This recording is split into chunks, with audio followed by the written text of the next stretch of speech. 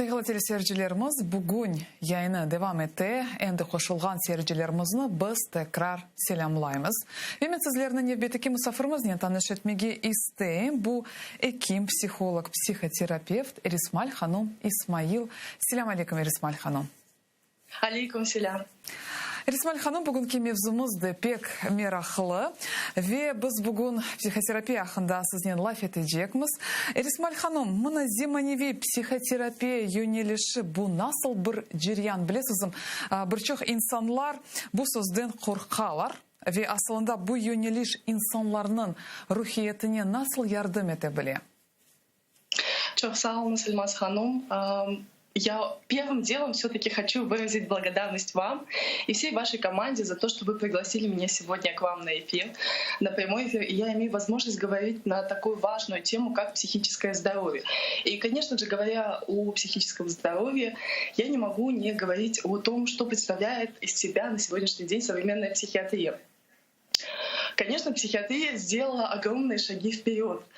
И скажем так, благами этих шагов вперед мы пользуемся на сегодняшний день. У нас есть значительный скачок, шаг в лечении психических расстройств за счет того, что во второй половине 20 века была нам открыта психофармакотерапия, появились замечательные лекарственные средства, которые помогают в расстройстве тяжелых психотических состояний.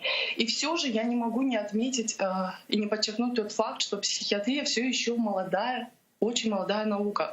И да, еще на многие вопросы, на многие задачи нам только предстоит найти ответы, но тем не менее нам есть чем гордиться.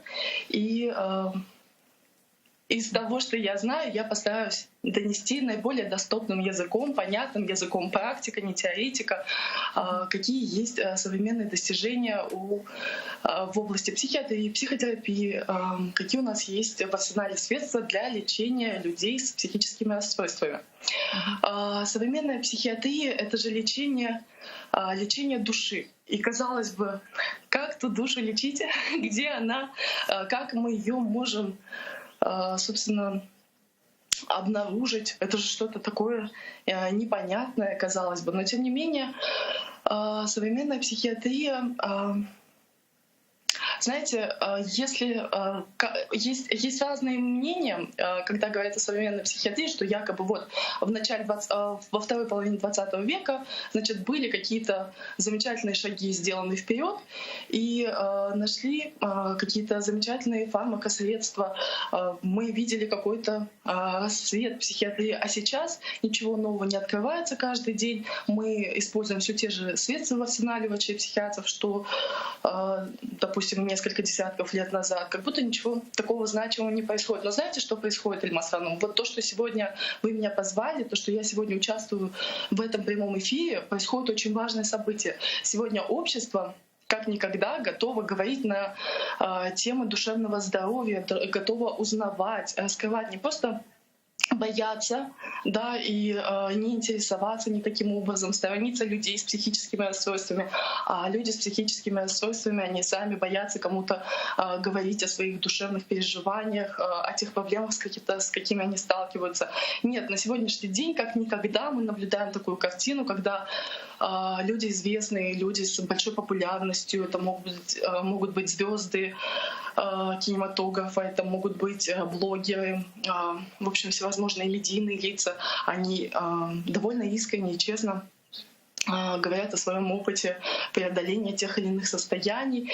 И знаете, ну это же удивительно, ведь совсем недавно была совершенно иная картина. И что уж говорить, несколько сотен лет людей просто заковывали в кандалы, помещали, изолировали как можно дальше от общества. И, в общем, психиатрия не имела никакого человеческого лица. Но вот за несколько сотен лет у нас все-таки такое развитие, когда есть, слава богу, хоть психиатрия отдельная наука, но и молодая наука, но есть такие средства в нашем арсенале, когда мы можем оказывать людям эффективную помощь и лекарственными средствами, и посредством психотерапии, и посредством психологии. То есть и общество наконец-то готово говорить как можно больше и слышать экспертов, профессионалов, готовы вкладывать свои какие-то ресурсы, время, силы, деньги, чтобы получать эти знания. Это удивительно. И я вот, в общем, благодарю вас за этот вопрос. Надеюсь, мне удалось наиболее полно на него ответить. То есть современная психиатрия имеет определенные достижения, но самое большое достижение, на мой взгляд, это то, как относится современное общество к людям с психическими расстройствами. То есть относится с максимальной гуманностью, готово относиться с максимальной гуманностью, с человеческой позицией, с пониманием. И это очень ценно. Эрисмаль ханым, невбетеки суалим более олacak. Мына айры bir шахстан гайры бутун жемиятнын рухи саглыгы акында сөз юрсетмек мүмкүнмү? Конечно же, вот, собственно, об этом я и говорила. То есть, говоря о психическом здоровье индивида, невозможно говорить в разрыве от психического здоровья общества в целом. И знаете, если возьмем пример из медицины. Совсем недавно психическое здоровье... извиняюсь. Значит, мы поняли, что медицина делает значительные скачки вперед, и мы понимаем, что лучше не лечить заболевания, а лучше их предотвращать. Необходима профилактика. А какой лучший способ оказывать профилактику? Конечно же, просвещать.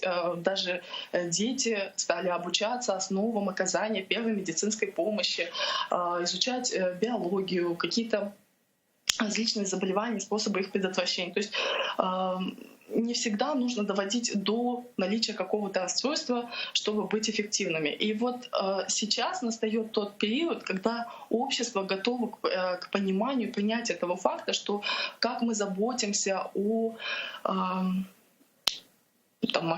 умении оказать психологическую помощь, медицинскую помощь. Точно так же мы должны позаботиться о том, чтобы понимать, как мы можем оказывать психологическую помощь, не только медицинскую, первую психологическую помощь, что мы можем делать, даже если мы не специалисты в этой области, даже если наша профессиональная деятельность никак с этим не связана. И мне очень хочется верить, что не все узнают о психологии по марафонам блогеров и инфо-цыган, а все-таки пытаются как-то получать знания и какие-то важные какие-то вещи с точки зрения психологии из авторитетных источников и привлекают специалистов. В то же время этому очень способствует то, что на сегодняшний день, я же говорю, как никогда, привлекают специалистов и телеканалы, YouTube-каналы. Случись какое-то событие, которое каким-то образом всколыхнуло общество, на сегодняшний день все-таки приглашают и специалистов дать комментарии, в том числе врачей-психиатров, чтобы люди имели более объективную информацию и понимали, как им действовать, что им, скажем так, думать, если произошло что-то из ряда вон выходящее. То есть на сегодняшний день психоинформирование, психообразование идет такими значительными темпами. И да, чтобы заниматься профилактикой, в том числе задача специалистов и такая просветительская, не бояться и выходить на любые доступные площадки, говорить на какие-то важные, волнующие темы максимально простым, понятным и доступным языком. Эрисмаль ханым, я мына бахныз, инсан, мына рухи жетінден толысынен сағлам ола білемі, яда эркезні ось нормасы бар? Знаете, вот вы мне задали сейчас этот вопрос, а у меня такая картинка в голове промелькнула. У меня есть, смотрите, я работаю уже более 7 лет, у меня общего стажа практического. Я много где поработала. Я поработала и на амбулаторном приеме врачом-психиатром, и в стационаре, значит, и в психоневрологическом диспансере, в интернате было дело, я поработала. И, значит, Вот вы мне задаете этот вопрос, а у меня в голове картинка, когда ведешь амбулаторный прием. Ильмаз Ханум, вы ожидали когда-нибудь в очереди врача? Вероятно, было такое в вашем Конечно, привет. опыте. Наверное, вы знаете, что такое, когда растет напряжение в этой очереди, хочется как можно быстрее достичь желаемого результата, значит, прорваться к врачу на прием и задать интересующие вопросы, получить ответы на волнующие вопросы. А очередь большая, собственно, напряжение растет у каждого из стоящего в очереди. И вы знаете, сколько бы я ни работала, вот я работаю, и я знаю людей на своем участке, кто из них болеет тяжелыми психическими расстройствами, а кого все-таки мы можем относить к категории условно здоровых. Так вот, никогда от людей с тяжелыми психическими расстройствами проблем в этой очереди не возникало. Они все-таки с большей выдержкой, терпением и пониманием относились. Хотя вы знаете, да, как у стоматолога вне очереди идет человек по острой зубной боли, также и здесь, по большому счету, люди с тяжелыми психическими расстройствами, тем более в психотическом состоянии, они могут никакой очереди не ожидать. Так вот, они все-таки проявляют какое-то большее терпение и понимание, стоя в этой очереди, а люди условно здоровые, наоборот, всячески негодуют и демонстрируют явные признаки какого-то такого, значит, конкретно в данный момент, в данную минуту своего негодования, да, такого яркого гнева. Поэтому, вы знаете, мы все можем демонстрировать в тот или иной момент какие-то... Вот почему, собственно, норма — это нечто такое относительное. То есть человек, условно психически здоровый, может, оказавшись в определенной жизненной ситуации, проявить свой гнев таким неподобающим образом, что человек, может быть, в остром психотическом состоянии не повел бы себя таким образом. Да? И в то же время люди, как я и говорила, с психотическими, тяжелыми психотическими состояниями могут проявлять большую адекватность, больше понимания какое-то к ситуации. Вы знаете, вот даже все-таки, к примеру, да, приведу, допустим, вот два случая. Возьмем, человек пришел на прием и говорит о том, что да, у него психическое расстройство. К примеру, возьмем шизофрению, и он слышит императивные голоса. Он слышит императивные голоса, это значит, что эти голоса приказывают ему, что делать. И он искренне озабочен этим, и он приходит и говорит о том, что, вы знаете, доктор, я согласен на стационарное лечение, выпишите мне, пожалуйста, направление, я готов госпитализироваться, потому что я переживаю за своих родных и близких, я не хочу, чтобы под действием этих голосов я им каким-то образом навредил, а эти голоса мне приказывают сделать вот именно это. И в то же время человек, возьмем другую ситуацию, она как будто на другом полюсе, да, когда человек, мужчина тех же лет, того же возраста, того же, может быть, живет в той же местности, ну, плюс-минус, возьмем такие же условия. И у него есть семья, у него есть жена, ребенок, и обществом он воспринимается как человек, скажем, ну, такой социально положительный. Он хороший работник, он обществом воспринимается как примерный семьянин. А на деле он терроризирует свою семью, избивает, может быть, или как-то морально, эмоционально их уничтожает. И абсолютно не считает себя при этом... Ну, у него нет критики к состоянию, абсолютно нет никакой критики к состоянию. Он себя больным не считает и ничего с этим делать не собирается. Так вот, когда я привела эти два случая для того, чтобы донести то, что психическое здоровье — это настолько относительное понятие, и больных людей с психическим расстройством абсолютно не стоит стигматизировать, то есть относиться к ним предвзято, как источник всех бед, как источник каких-то проблем, которые возникают, что они непременно там, значит, как-то от них нужно ждать какой-то опасности, каких-то плохих поступков. Не менее плохих, а даже худших поступков вы можете ожидать и от человека, условно условно здорового, условно социально такого вот с таким каким-то положительным образом. Здесь все очень непредсказуемо. И, знаете, конечно, грустно немножко от этого, но на сегодняшний день, да, психиатрия стремительно развивается, но у нас еще нет в арсенале таких техник, методик, которые нам позволяют каким-то однозначным образом вычислять психопатов. Это такое название я привела, простое психопаты, да, люди с психопатиями. Это такая довольно сложная диагностическая группа. Нет никаких таких понятных, простых, легких диагностических критериев. Их не так легко вычислить, но от них может быть не меньше проблем. А у нас нет какой-то возможности вот так вот на лицо увидеть их здоровье или нездоровье. То есть человек, допустим, с психическим расстройством, тяжелым расстройством, да, весь его вид, может быть, говорит о том, что у него есть какое-то тяжелое расстройство. Он может быть взгляд какой-то такой, вы видите, лицо характерное, может быть взгляд, может быть внешний вид выдает его, может быть он разговаривает сам с собой или говорит какие-то такие вещи, которые позволяют нам заподозрить, что здесь, возможно, все-таки человек в состоянии нездоровья. А с психопатами не так все просто, их так легко никогда не удается вычислять, и поэтому все очень и очень относительно. Böyle лекен, Ирисмаль ханым.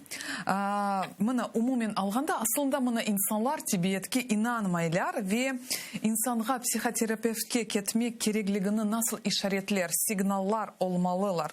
Какие все-таки сигналы должны быть, чтобы пора идти обратиться к психиатру?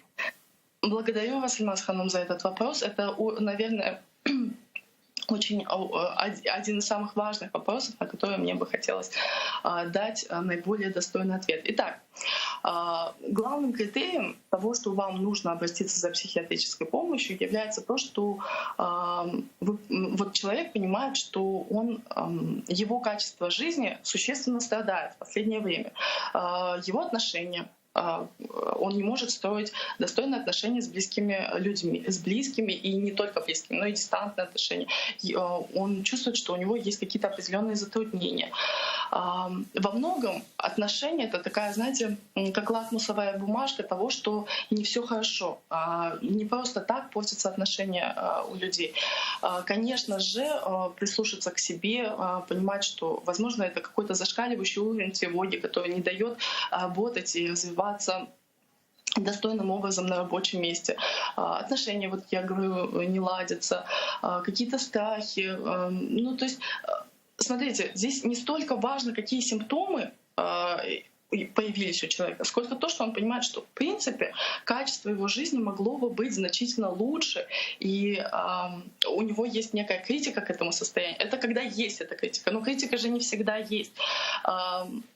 Смотрите, если мы очень просто будем говорить, вот максимально простым и понятным языком, вот я скажу о том, какие пациенты вообще приходят к психиатру. Это же есть условно здоровые, да, вероятность того, что они окажутся на приеме у психиатра, это то, что им нужно, скорее всего, какие-то документы оформить, какие-то свои вопросы решить. И из интереса, из любопытства, может быть, им хочется задать специалисту какие-то вопросы.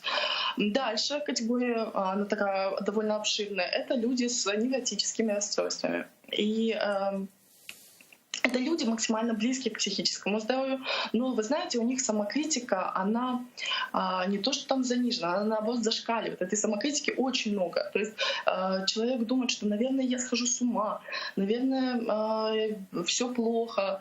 И этой самокритики так много, что он ищет помощь, но не всегда он ее ищет там, где нужно. То есть, может быть, обращаться больше к коучам или психологам, это неплохо, но все же с невротическими расстройствами лучше работать психотерапевту или клиническому психологу. За неимением в городе, в ближайшей доступности хотя бы к психиатру обратиться, потому что психиатров все-таки у нас объективно больше.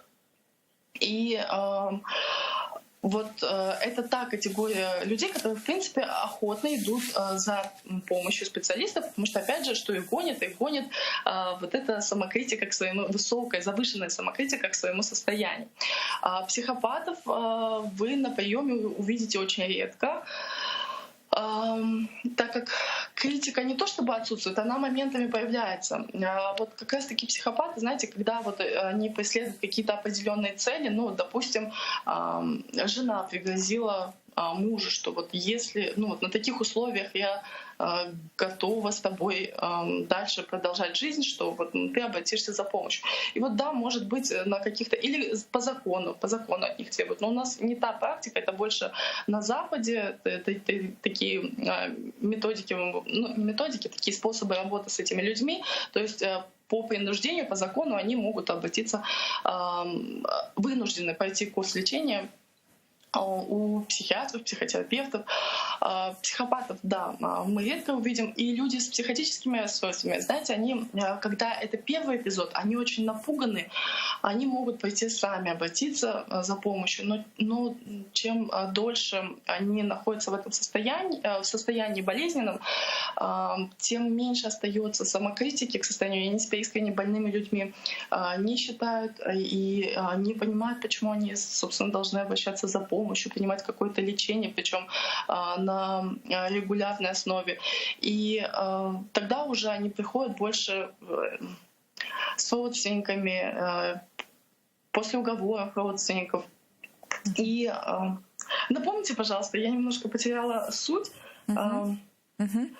Nasıl signallar olmak gerek buna? Nasıl sigналлар, инсанлар?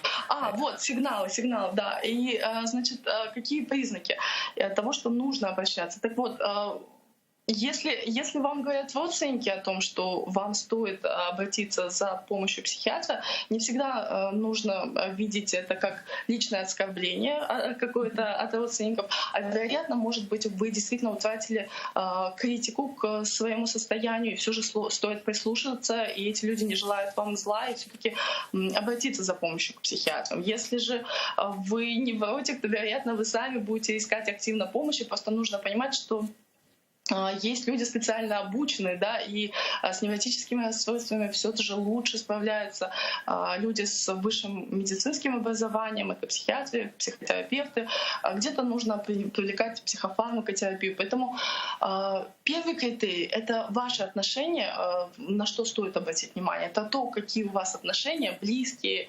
И, ну, не бывает же так, чтобы, знаете, все плохие люди, а вот я молодец. Ну, то есть это такой очень важный звоночек того, что, вероятно, что-то с вами такое происходит, и, возможно, стоит искать помощи специалистов.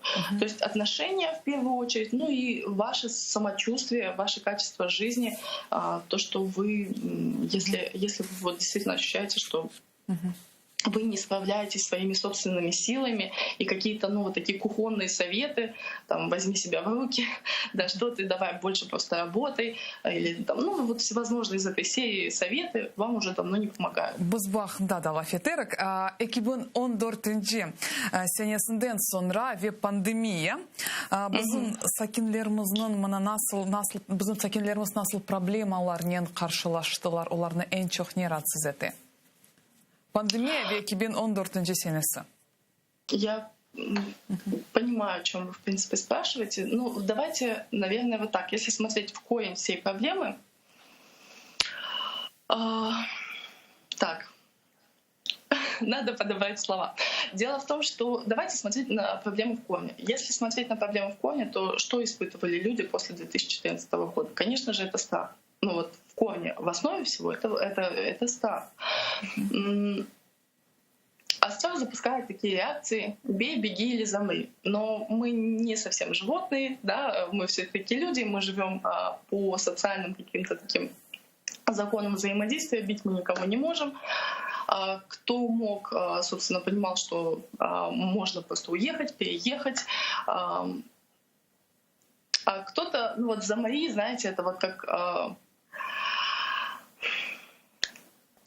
состояние такое подвешенное некоторое, да, и то есть в любом случае это говорит о чем? О том, что это страх Страх невозможно испытывать постоянно в максимально интенсивной, поэтому его более слабая версия — это тревога, фоновая тревога.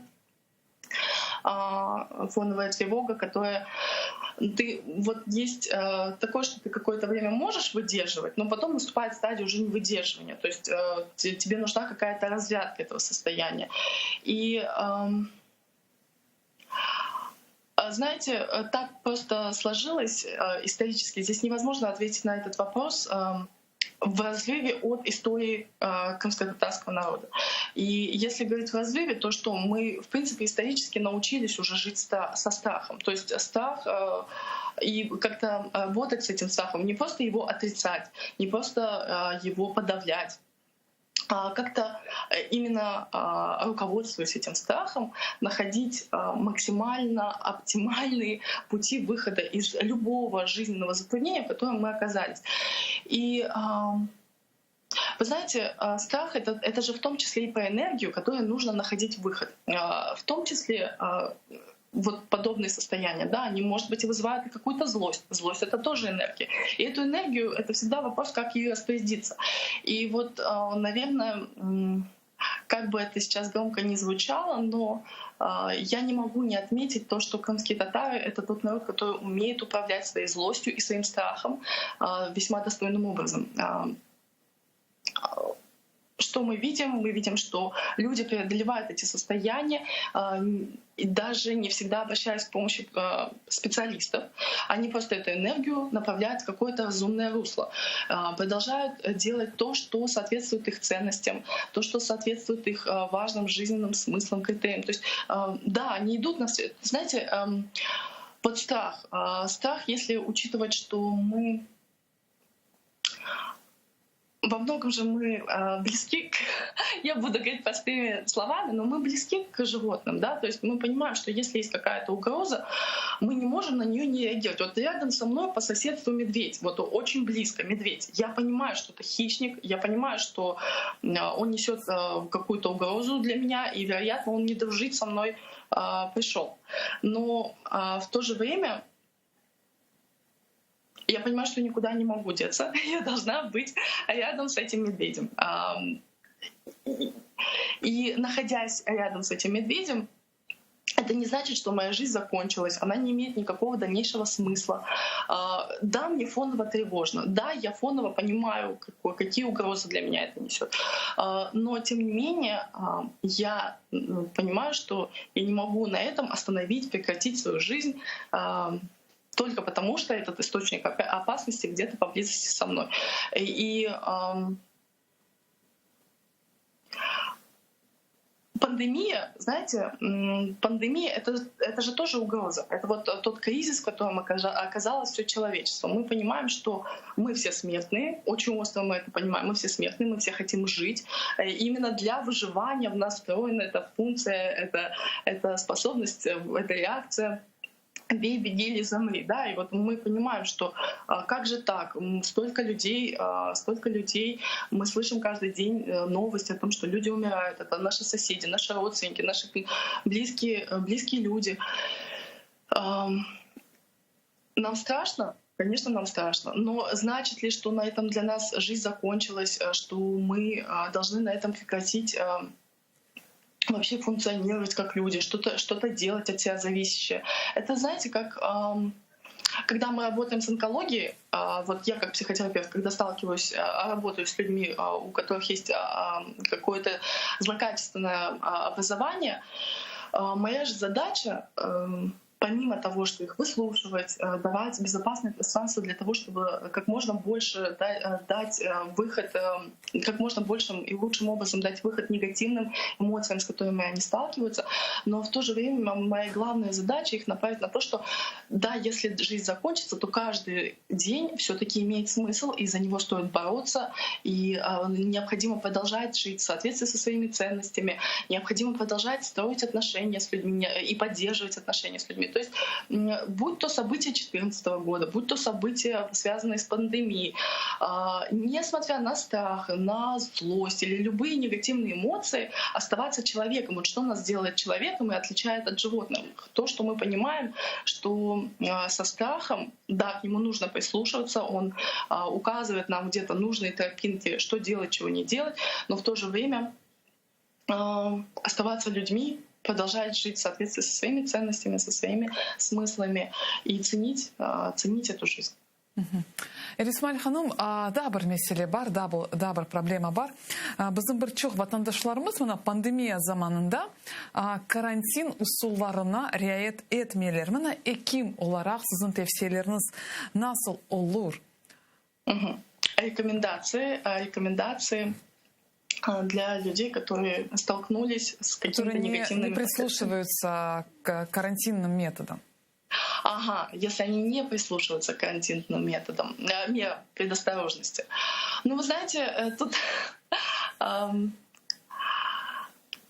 наверное, какой-то простой рекомендации сложно дать какую-то простую понятную рекомендацию, потому что, объективно, вот мы не можем кому-то, мы не можем контролировать чьи-то чувства. Мы не можем контролировать чьи-то мысли. Но в то же время, опять же, если кем-то управляет страх, управляет вот это состояние, что я хочу выжить, то у кого-то он как будто бы движет другие какие-то смыслы и мотивы. Но знаете, о чем я вот сейчас думаю? Я думаю о том, что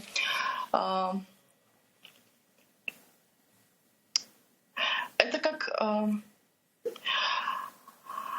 как, знаете, мой опыт работы в психоневрологическом интернате. Вот все-таки тут все так просто и понятно, да? Вот когда вы находитесь в психоневрологическом интернате, работаете, я немножко попытаюсь приоткрыть завесу. То есть в психоневрологическом интернате большая часть людей — это люди с разными интеллектуальными, скажем так, изначально с разными интеллектуальными возможностями. То есть они умственная отсталость — это врожденное состояние, и они родились, скажем так, с разными возможностями. И здесь вы очень ярко можете увидеть, кто наиболее успешен. Наиболее успешен тот, у кого скажем так, интеллектуальный уровень выше, тот, кто адаптируется в социуме лучше, тот, кто понимает, чего требует от него социум в той или иной ситуации.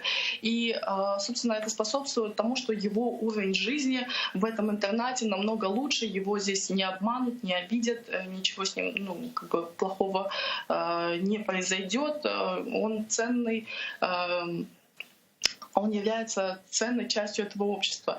И намного хуже ситуация, когда люди, ввиду ограниченности своих интеллектуальных возможностей, не понимают каких-то вот простых, понятных законов, по которым они должны находиться в условиях этого интернета. Вот если я надеюсь, я привела такую метафору, надеюсь, меня правильно сейчас поймут. Когда вы говорите, дайте какую-то рекомендацию для тех, кто не прислушивается. Прислушиваться или нет, и как действовать, это же все же и по умению чувствовать то, что просит от тебя законы этого общества, в котором ты находишься. То есть это вопрос всеобщей безопасности. Если ты не понимаешь их, да, можно только посочувствовать, но опять же поменять этого человека мы не можем. Мы можем его искренне пожалеть. Если человек не понимает о том, что нужно принимать какие-то меры безопасности и не прислушивается к каким-то словам какого угодно эксперта, что мы можем сделать? Наверное, просто с большей терпимостью относиться. Вот я хочу сказать о том, что иногда просто до абсурда доходит же ситуация. То есть, да, понятно, что мы все сейчас, ситуация настолько критичная, и она зависит от слаженных действий всех на каждом уровне, на каждом звене, кто где работает, кто какую услугу оказывает, кто как взаимодействует с людьми. То есть все должны быть как один единый организм. Но на деле не всегда так получается. Но просто мы видим, что у кого-то доходит до такой какой-то уже паники, истерики. К чрезмерный. То есть как будто бы страх управляет людьми, но не всегда люди, исходя из этого страха, остаются людьми. Вот, в общем-то, моя главная рекомендация — это, несмотря на то, что происходит, всегда оставаться человеком. Да, страх — это очень хорошо, но в то же время действовать, исходя из каких-то общечеловеческих ценностей. Эрисмаль ханым, шымды сізнен травмалар ақында лаф етмеге істейм. Мына тарихи жетінден халқымыз мына сүргінліктен кечті. Бөлеки бі травмалар миллетімізге насыл тәсір етті? Депортация. Наверное, вскользь я уже упомянула о том, что эта травма оказала некий неизгладимый след, и я, если не переживала депортацию лично, ее проживали мои бабушки и дедушки, но я себя ощущаю так, как будто бы этот опыт является частью меня, хотя я его лично на себе не испытывала. Почему? Потому что это какие-то разговоры, это какие-то семейные истории, семейные рассказы, они так или иначе идут именно связанными с этими трагическими событиями. И когда я говорю о том, что нам исторически довелось научиться работать со страхом, может быть, с какими-то негативными чувствами, давайте начнем с того, что изначально как это все было построено. Это же, знаете, есть такой очень важный момент. Людьми не всегда нужно управлять, людям не всегда нужно угрожать физически, чтобы ими управлять. Иногда можно просто навязать им стыд, и тогда люди последствием этого стыда могут уничтожить себя сами. Допустим, я приведу пример. Он, конечно, далек от крымских татар, но я просто как пример приведу. Допустим, преступник. Знаете, вот он убежден, что он не просто плохо поступает, а он плохой человек. И тогда у него одно заключение следует за другим, потому что он совершает одно правонарушение за другим. Он убежден в том, что он плохой человек. Он не просто плохо как-то, значит, совершает какие-то плохие поступки. И есть преступники, которые испытывают чувство вины. Вот когда они испытывают чувство вины, они стремятся как-то исправить ситуацию, в какой бы тяжелой, что бы они ни совершили, какое бы тяжелое преступление они ни совершили.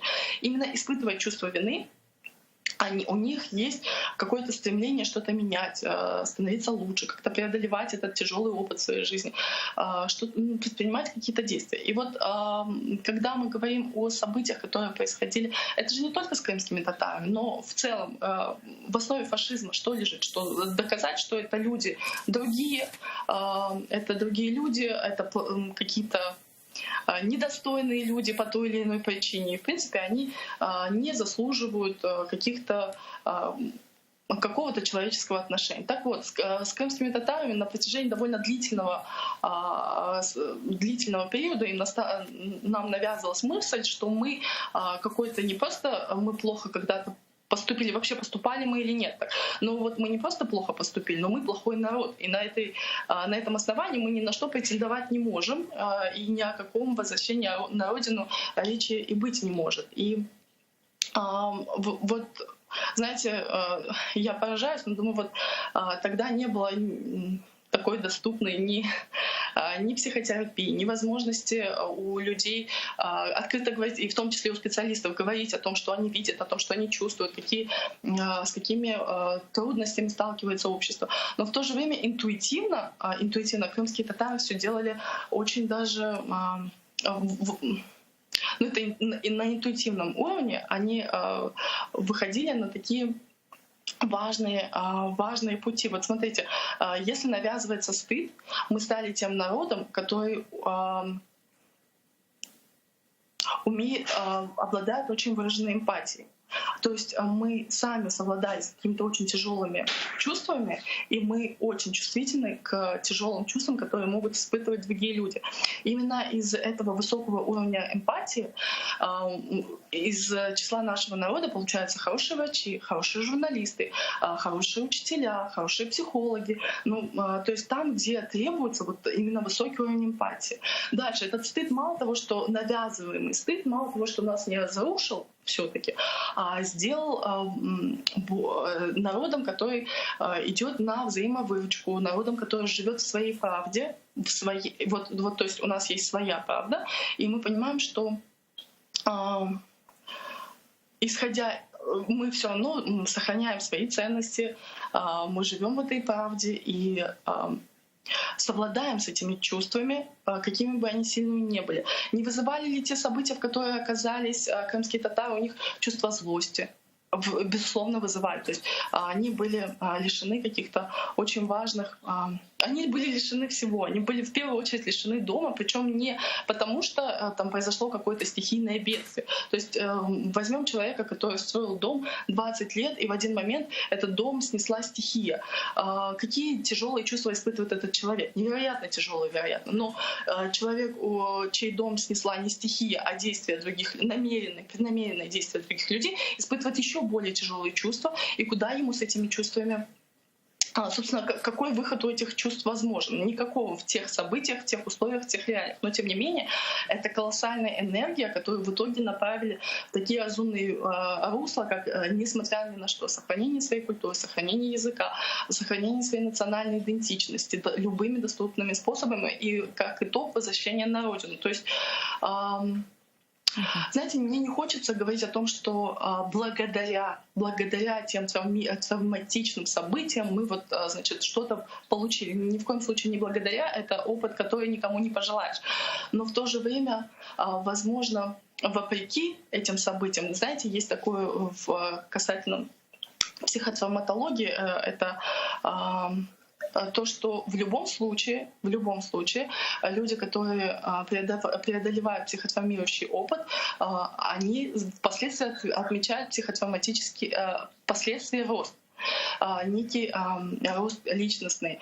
Это если на уровне личности. А если на уровне народа, конечно же, мы можем говорить и о том, что коллективная травма способствует росту всего народа. Несмотря на то, какой бы этот опыт негативным не был. Эльсмаль ханым, я балаларга мына сүргүнлүкнү сүргүнлүк акында не вакыт аңлатмага керек?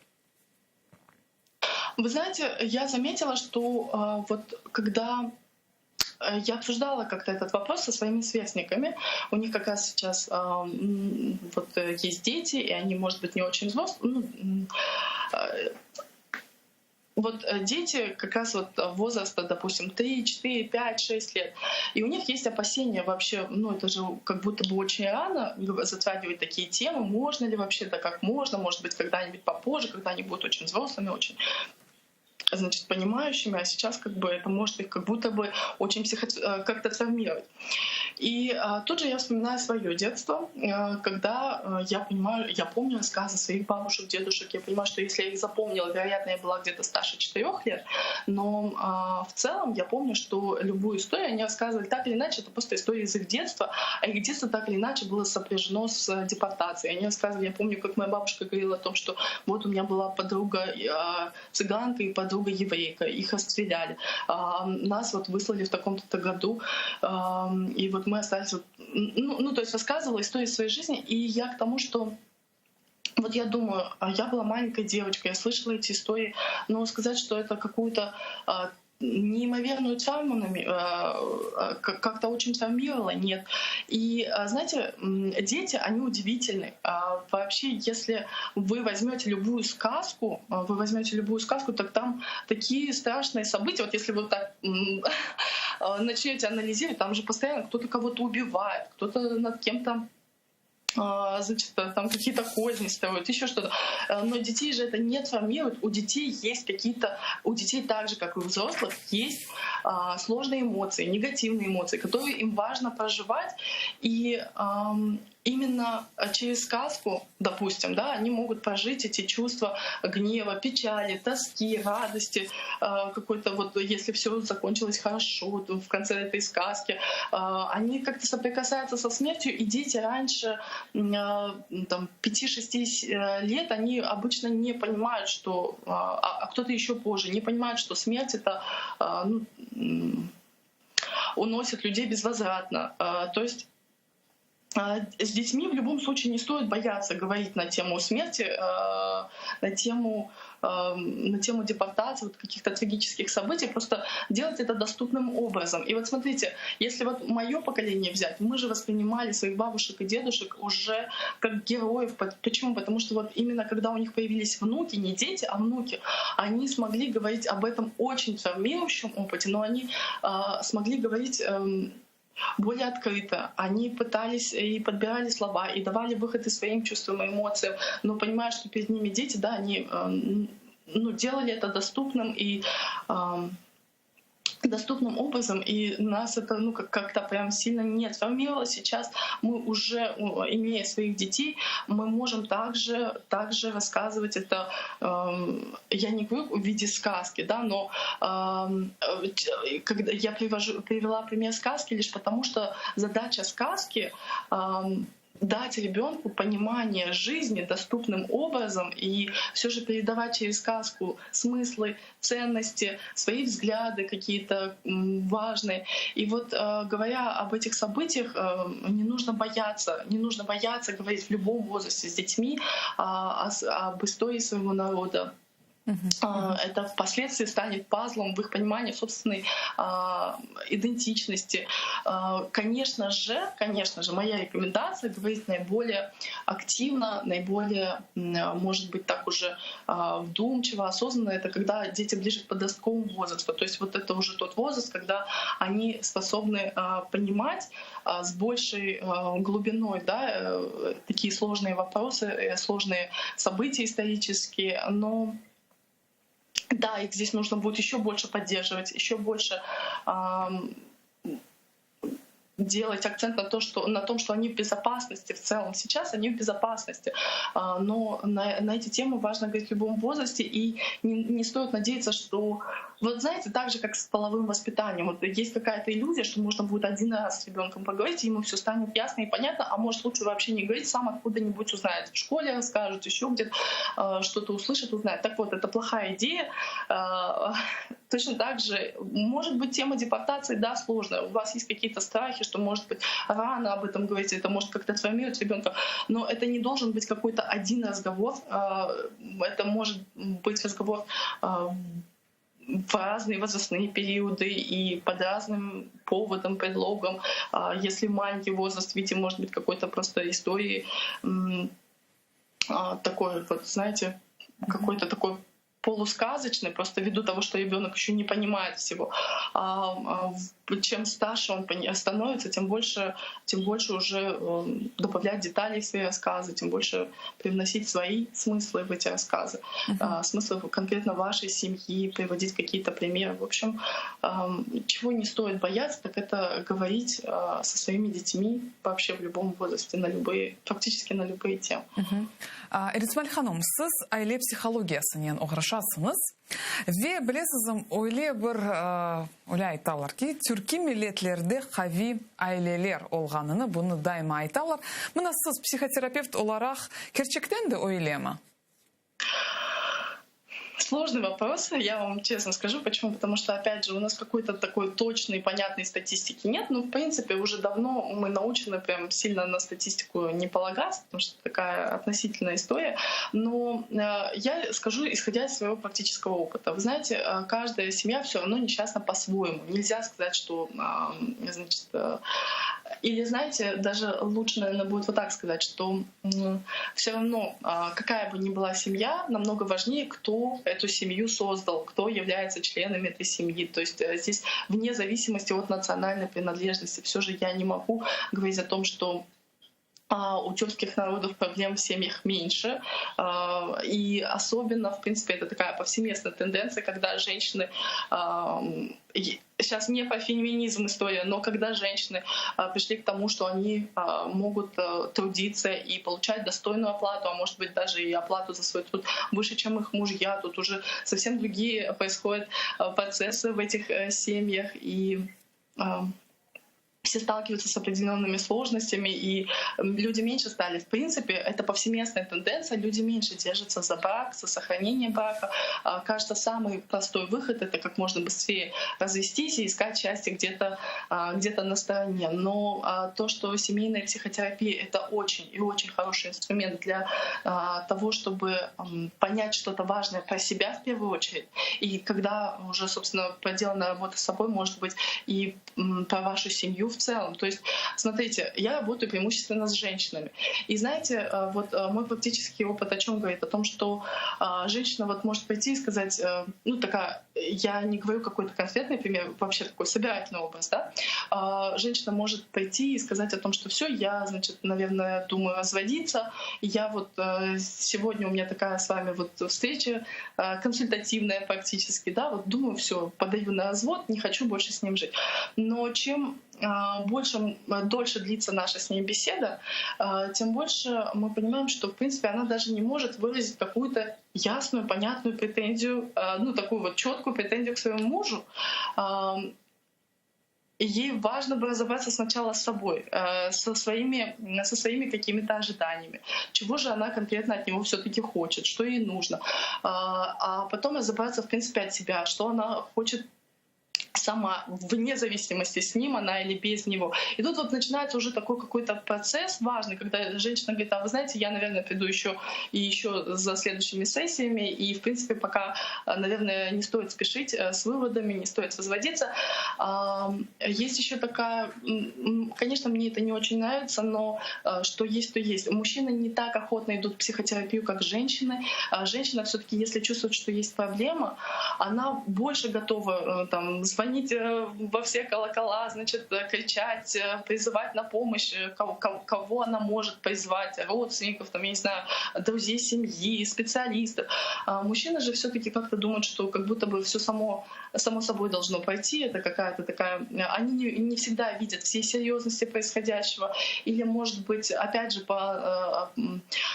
знаете, такая не очень хорошая тенденция есть, не разобравшись в первом браке. Сейчас, если мы говорим опять же о тюркском мире или ну, у нас в Крыму, слава богу, это не так развито, но есть практика и многоженства, да, в тюркском мире, когда создают вторую, третью семью не от того, что этот человек так счастлив в своей первой семье и решил здесь все свои вопросы и задачи, у него много ресурсов и материальных возможностей, и душевных возможностей для того, чтобы создавать вторую, третью семью. Но человек просто вот такое некое бегство. Кто-то просто заводит любовницу. Но это история, где все-таки меньше ответственности, да, мужчина еще меньше берет ответственности в решении каких-то проблем. То есть мужчина пытается найти вот какой-то выход в алкоголе, скажем так, в поисках других женщин, своих проблем. Женщины все-таки проявляют, скажем так, большую готовность привлекать кого-то, как-то работать, что-то менять. Но я не могу сказать, что даже когда только одна женщина согласна на психотерапию, мужчина, допустим, по каким-то своим причинам он не согласен. Вот какие-то у него есть свои отговорки. Даже когда одна женщина все же обращается за помощью и начинает работать самостоятельно, все равно это запускает некую динамику во всей их семье. И меняется она, меняется автоматически, ну как бы вынужден меняться и он. Либо, да, действительно, брак может не выдержать, и все же они придут к решению. Но опять же, это не навязываемая ни в коем случае психотерапевтом позиция. Может, действительно, они придут к тому, что сохранять нечего. Элисмаль ханым, соңғы суали молодежь, мада Крымда неселер арасында даваларны кайт этмеге мүмкүнмү? Есть ли сегодня конфликт поколений в Крыму? Конфликт поколений, ну, к сожалению, ну, это такая история, что никому не удалось его избежать, вероятно, да, и здесь не про то, что есть какие-то правильные и неправильные поколения, то, что, в принципе, рост, мы говорили с вами о психическом здоровье, да, и мы видим общество в целом. И мы видим, как меняется общество из поколения в поколение, и что каждое поколение сталкивается с теми задачами, с которыми предыдущее поколение, может быть, и сталкивалось, но не в такой форме. А сейчас у общества есть огромный запрос на не просто то, что мы вот хотим жить хорошо, мы хотим жить как можно более качественно, мы хотим быть успешными, мы хотим быть максимально реализованными, реализовывать свой потенциал. Мы хотим, чтобы наши дети были не просто одеты и обуты, а чтобы, ну, значит, они в этом таком высококонкурентном мире имели какие-то большие возможности, если мы им дадим как можно больше любви, понимания, если мы, значит, узнаем какую-то детскую психологию, еще что-то. То есть мы живем на сегодняшний день, как бы там что ни говорили, но так хорошо, как не жили предыдущие поколения никогда прежде. Но это не значит, что нам от этого легче, что нам от этого проще. Современное время, современное, значит, общество, которое настолько стремительно развивается, требует от нас других задач. И, конечно же, конфликт поколений может существовать, и он есть, но я думаю, что он не настолько яркий. Знаете, вот если мы говорим в Крыму, я не знаю, вы имели в виду конкретно крымских татар, может быть. Так вот, знаете, все-таки тот опыт исторический, который мы прожили, я говорила о том, что это способствовало некому росту. И наш конфликт в любом случае, каким бы он ни был, он не идет в отрыве от понимания того, что мы благодарны, мы уважаем старшее поколение, и мы понимаем, что то, что мы имеем, досталось слишком дорогой ценой, и мы готовы делать все от себя зависящее. Может быть, это не всегда встречается с пониманием, но мы готовы делать все от себя зависящее, чтобы этот опыт был негативный, тяжелый, трудный опыт был явно не напрасным. Эрисмаль ханым, чоқ сағылыңыз біле мерақлы субет үшін бізді илерде сізіне да бағланарық ве бір чоқ меселелер ақында субетлешерік. Біз сізге жан юректен менидармыз сағылыңыз. Сайғылы телесерджелеріміз бұл гүзел нұқтада яйынымызны екюнлейміз ве қатырлатам яйынымыздың мұсафыры. Эким психотерапевт, психолог Эрисмаль Исмаил олған еді. Мен істе сізлерінен сағылықлашам, менің меслектешлерім яйынларымызны девам етежеклер. Бізіле олыңыз.